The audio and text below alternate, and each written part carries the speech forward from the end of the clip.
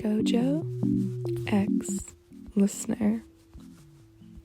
The ring that sat on your finger still felt completely brand new.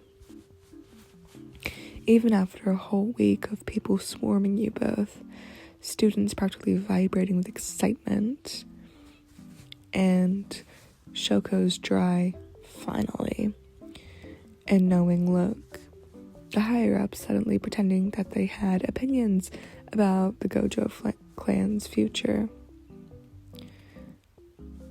People were excited. You still caught yourself turning your hand under just to watch the stone catch it. Gojo had gone ridiculously overboard, of course. He always did. Something simple would never have even been enough for him. Tonight, though, the noise finally stopped. He teleported you both somewhere quiet without warning. The familiar press of infinity wrapping around you for a split second before the world shifted, cool air and the soft hush of waves, a private villa perched above the stretch of the dark coastline, lights low and no one else for miles. The lights were the kind that only existed in a place that Gojo decided it should be in.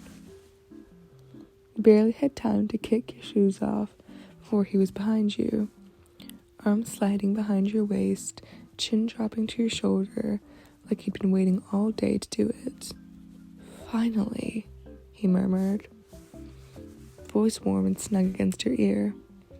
"I thought they'd never leave us alone. If one more person asks when the wedding is, I'm gonna start charging consultation fees." You laughed, leaning back into him. "You're the one who announced it in the middle of the teacher's lounge." You scolded. "Had to make it official. Can't have anyone thinking the strongest is still on the market." His hand spread all over your stomach, thumb stroking slow circles in the fabric of your t-shirt. "Besides, I like watching them scramble. Clan stuff, politics, all the boring nonsense. None of it matters when it's just us." He turned around carefully, like you were something precious he'd finally gotten to keep. The blindfold was already gone, discarded the second you arrived. Blue eyes, bright and soft in the low light. 6 eyes always saw too much, but right now they only seemed interested in looking at you. "I miss this," he said quieter, "just existing with you. No missions, no students, texting me every 5 minutes, no old men trying to schedule meetings about the future of the clan." His note pressed yours. "Just me and my fiancée." The word still made something flutter in your chest. He said it like he was tasting it, proud and very greedy. His hands slid up your back, pulling you closer until there was almost no space left.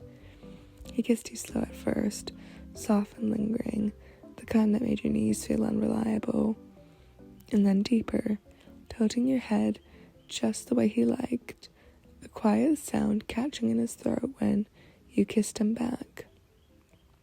One of his hands found the back of your neck, fingers threading into your hair. The other stayed at your waist, holding him like he was some kind of creature that was going to disappear. "You're so pretty like this," he whispered against your mouth.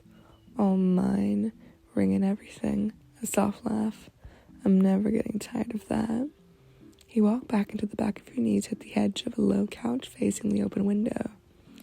You sank down together, weight careful but unmistakably there.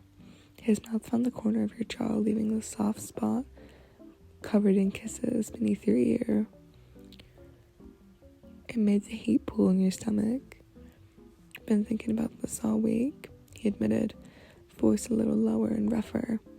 "Every time someone dragged us into another conversation, I just wanted to steal you away and keep you to myself." His lips brushed the side of your throat. "Is that selfish? Probably. Don't really care, though. Your fingers slid into his white hair. He made a quiet please sound, pressing closer. The villa was quiet, except for the distant hush of the ocean and the soft sounds that you two made. His hand stayed respectful but hungry, sliding into the hem of your shirt enough to feel skin but never pushing further. He lifted his head after a while, resting his forehead against yours so you were breathing the same air. I love you, he said simply, like it was the most obvious thing in the world. More than infinity, more than being the strongest, all of it. A small crooked smile landed on his face. I'm going to keep saying it until you get sick of hearing it. He smiled back, thumb stroking over his cheek. Never. Good. He kissed you again, this time lingering like he had all the time in the world, because we're just getting started. Fiancée. Outside, the waves kept rolling steady and quiet, but inside it was just the two of you, alone. Finally.